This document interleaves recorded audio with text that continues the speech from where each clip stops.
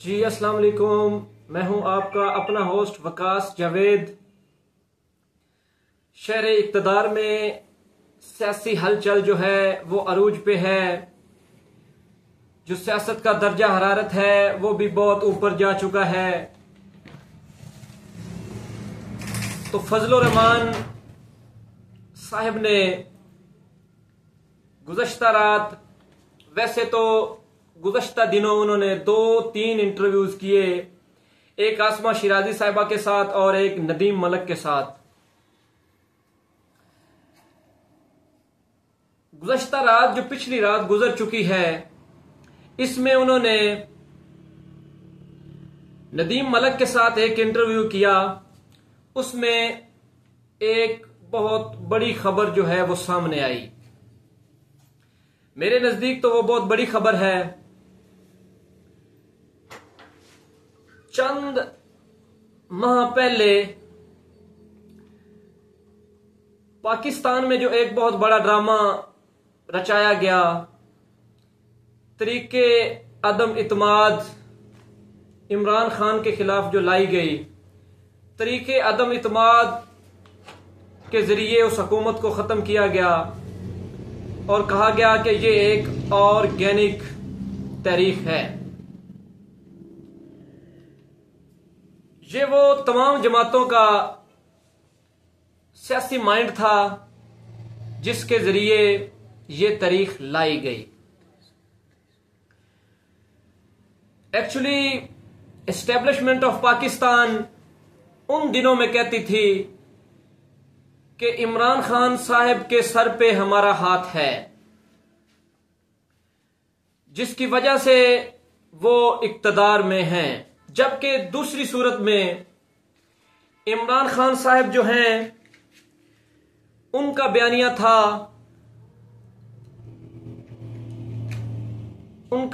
यह था कि एस्टेब्लिशमेंट ऑफ पाकिस्तान और अमेरिका, ये वो दो घर हैं जिनका नजरिया है या जिनकी वजह से मेरी हुकूमत को खत्म किया गया। इन दोनों ने मिलकर, अमेरिका और एस्टेब्लिशमेंट ऑफ पाकिस्तान ने मेरे खिलाफ साजिश की है और वो बारहा मर्तबा जगह जगह जुलूसों और जलसों में उन्होंने, एक साइफर था जो वो साइफर लहराते थे जगह जगह जलसों में कि इस साइफर के जरिए मेरी हुकूमत का खात्मा किया गया है। जो सियासी जमातें थीं, मुस्लिम लीग नून, पीपल्स पार्टी और फजल रहमान साहब, ये उसको मुकम्मल तौर पे डिनाई करते रहे और बारहा मर्तबा ये कहते रहे। बिलावल कहता था कि ये हुकूमत जो है मैंने गिराई है, और बाकी जो है इनके अलाए थे वो कहते थे कि हमने ये हुकूमत हमारी वजह से गिराई गई है, ये कोई साजिश इसके पीछे नहीं है। इमरान खान साहब जो हैं वो ये कहते थे कि मेरी हुकूमत को गिराने में इनका हाथ है। कट रोक। इमरान खान साहब कहते थे कि अमेरिका और एस्टेब्लिशमेंट ऑफ पाकिस्तान किसी वजूहात की बन पर मुझे नापसंद करते थे और इस नापसंदीदगी की वजह से वो मुझे उन्होंने माइनस किया।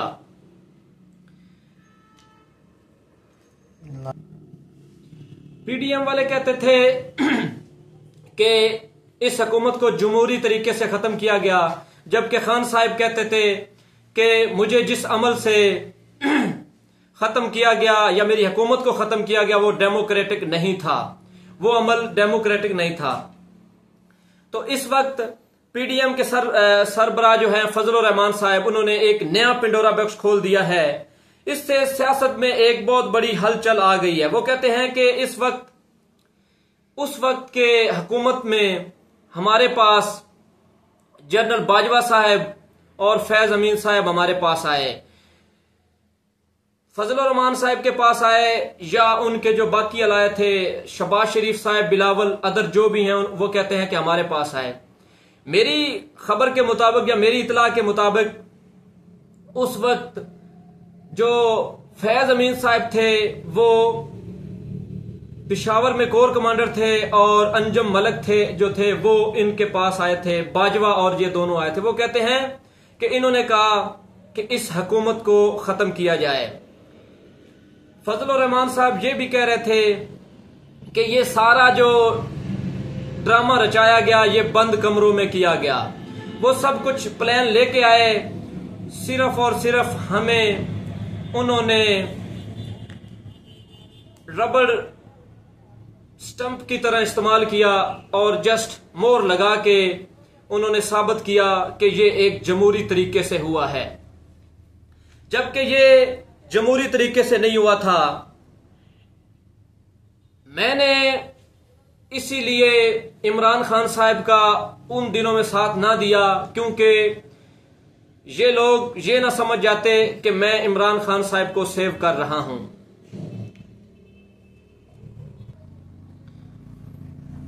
अगर देखें तो फजलुर रहमान साहब जो रात को कह रहे थे, इस सारे काम की वजह से बहुत से लोगों को सजाएं काटनी पड़ी, जिसमें इमरान रियाज साहब हैं, अरशद शरीफ या समी इब्राहिम हो गए, मुईद पीरजादा, इन्हें सजाएं काटनी पड़ी, क्योंकि ये जो फजलुर रहमान साहब कह रहे हैं यही चीजें ये जो एंकर हैं जिन्होंने सजाएं काटी हैं, यकीन करो इन दिनों में इनमें से कुछ ऐसे सहाफी भी हैं जिनकी जॉब चली गई है, या कुछ ऐसे हैं जो मुल्क छोड़ के चले गए हैं। उन्होंने बड़ी बड़ी सजाएं काटी। अरशद शरीफ साहब को शहीद कर दिया गया। इमरान रियाज साहब जो हैं वो उनके साथ बहुत बुरा किया गया, हत्ता कि उनकी जो बोलने की सिक्कत थी वो भी थोड़ी सी डैमेज हो गई।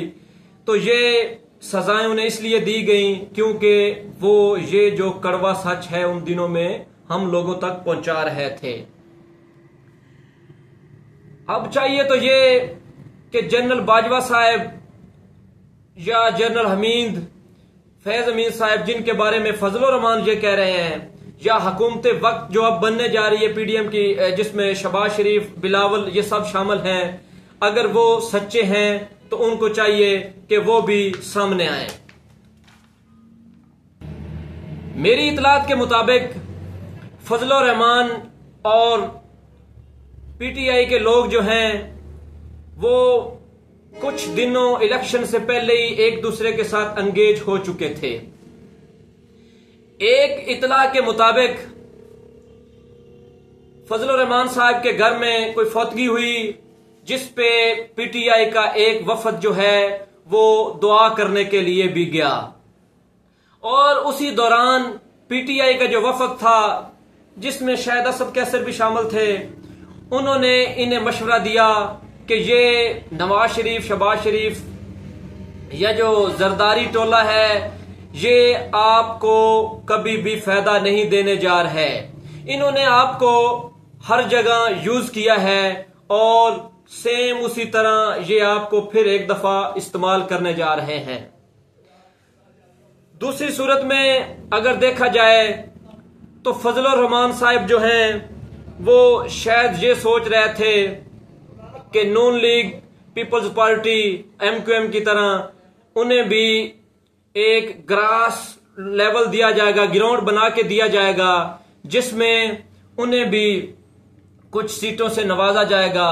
फजलुर रहमान साहब के नजदीक उन्हें कम से कम 15 सीटें मिलनी चाहिए थी। तो फजलुर रहमान को जस्ट 6 एमएनए तक महदूद रखा गया। फिर भी फजलुर रहमान जो हैं वो कुछ दिनों चुप रहे।